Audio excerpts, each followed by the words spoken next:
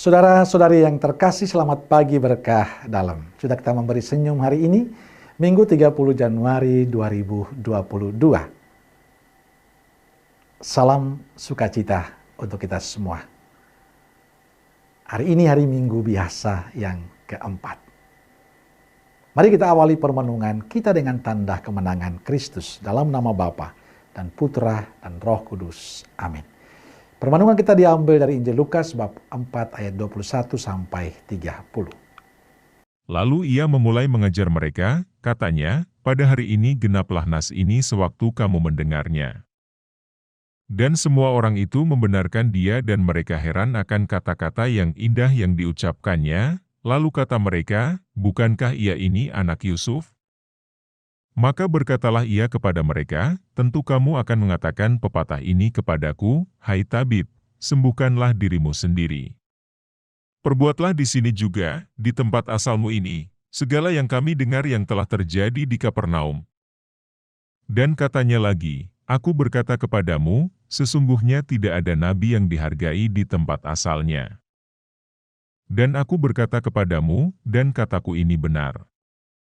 Pada zaman Elia terdapat banyak perempuan janda di Israel ketika langit tertutup selama 3 tahun dan 6 bulan dan ketika bahaya kelaparan yang hebat menimpa seluruh negeri. Tetapi Elia diutus bukan kepada salah seorang dari mereka, melainkan kepada seorang perempuan janda di Sarfat, di tanah Sidon. Dan pada zaman Nabi Elisa banyak orang kusta di Israel dan tidak ada seorang pun dari mereka yang ditahirkan, selain daripada Naaman, orang Syria itu. Mendengar itu sangat marahlah semua orang yang di rumah ibadat itu. Mereka bangun, lalu menghalau Yesus keluar kota dan membawa dia ke tebing gunung, tempat kota itu terletak, untuk melemparkan dia dari tebing itu. Tetapi ia berjalan lewat dari tengah-tengah mereka, lalu pergi. Demikianlah sabda Tuhan. Saudaraku yang terkasih, kita sering kali menilai seseorang dari luarnya. Bila orang itu menari, orang itu gemerlapan, sering menjadi daya tarik yang luar biasa. Pada mereka yang seperti itu, orang begitu mengagumi. Pengalaman ini juga terjadi dalam kehidupan beriman kita. Orang sekarang, terutama kaum muda kita, banyak meninggalkan kekatolikan karena tata peribadatan Katolik dianggap monoton. Itu saja. Dalam Injil kita mendengar kisah di mana Yesus ditolak di kampung halamannya sendiri karena mereka terlalu kenal akan dia. Bukankah dia itu anak Yusuf, si tukang kayu itu? Yesus orang biasa, orang Nazaret. Mereka menolak karena Yesus tidak melakukan hal yang sensasional seperti yang mereka harapkan. Apalagi dia seorang anak kampung dari Nazaret. Dan mereka kenal keluarganya yang sederhana. Yesus tidak diterima karena tidak sesuai dengan selera mereka. Saudara yang terkasih, orang sekampung Yesus tidak menerima Yesus karena mereka tertutup hatinya akan karya Allah yang dilakukan Yesus. Mereka hanya melihat latar belakang kehidupan Yesus. Pengenalan mereka terhadap Yesus sangat dangkal. Meskipun mereka menyadari kuasa Yesus, tapi mereka mengabaikan itu. Hal yang sama juga kita alami dalam kehidupan kita. Kita seringkali menjadikan Yesus sesuai kebutuhan kita. Sesuai apa yang kita pikirkan, sesuai apa yang kita inginkan. Maka jangan mengherankan kalau banyak orang yang tidak puas dengan apa yang dilakukan Yesus.